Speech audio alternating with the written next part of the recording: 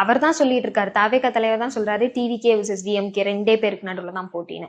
But இங்கே DMK தாவேகாவை ஒரு பொருட்டா கூட கன்சிடர் பண்ணல அப்படிங்கிறது தான் உண்மை. உதயன் அவர்களே சொல்லியிருந்தாரு. வணக்கம் நண்பா, நான் உங்கள் ஜான் ஜேடி. டிவிகேஸ்லேருந்து பார்த்தீங்கன்னா விஜய் அவர் தான் வந்து டிவிகேக்கும் டிஎம்கேக்கும் வந்து போட்டி அப்படின்னு சொல்லிட்டு இருக்காரு. ஆனால் அவங்களாம் பார்த்தீங்கன்னா அவர் பெருசாக பொருட்டா கூட எடுத்துக்கல. அது மட்டும் இல்லாமல் பார்த்தீங்கன்னா உதயன் அவர் சொல்லியிருப்பாரு, அதாவது டிவிகே கட்சி வந்து அட்டக்கத்து மாதிரி 2026 பார்த்தீங்கன்னா மழை அப்படின்னு ஒரு விஷயம் வந்து வரும்போது இதெல்லாம் வந்து அட்டக்கத்தில் பார்த்தீங்கன்னா நினைஞ்சிரும். ஸோ அது வந்து பெருசாகவும் எடுத்துக்க முடியாது. ஸோ அதனால வந்து அதெல்லாம் வந்து நாங்கள் பெருசாகவும் எடுத்துக்கல. 2026 இந்த கட்சியெல்லாம் இருக்குமா இருக்காதுன்னே தெரியல அப்படின்னு சொல்லியிருக்காங்க. ஸோ நிறைய பேர் பார்த்தீங்கன்னா இந்த கட்சி வந்து 2026க்கு அப்புறம் இந்த கட்சி ஒன்று இருக்கும் இல்லை இருக்காது, இதுக்கப்புறம் இருக்க போகிறது கிடையாது, இந்த 2026 தான் இந்த கட்சியோட கடைசி, இதுக்கப்புறம் வந்து மொத்தமாக வந்து க்ளோஸ் பண்ண போகிறாங்க அப்படின்னு நிறைய பேருடைய கமெண்ட்டும் சரி சொல்லிட்டு இருக்காங்க. நிறைய பேர் கருத்து சொல்லியிருக்காங்க. ஸோ 2026 அப்புறம் தான் இந்த கட்சி அப்படி இருந்து எந்த அளவுக்கு வந்து போகும் அப்படின்றது தெரியும்.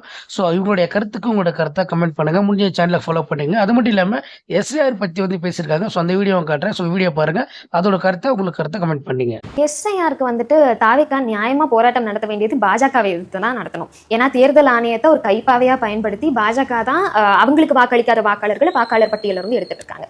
அப்ப அந்த மாதிரியான ஒரு நிலையில இது என்ன ஒரு கான்செப்ட் லாஜிக்னே தெரியல. திமுகவை எதிர்த்து போராட்டம் பண்ணிட்டு இருக்காங்க தாவேகாவினர். ஒரு போராட்டம் நடத்துறாங்கன்னா ஒரு காமன் சென்ஸோட கொஞ்சம் லாஜிக்கோட யோசிச்சு பண்ணணும் இல்லையா?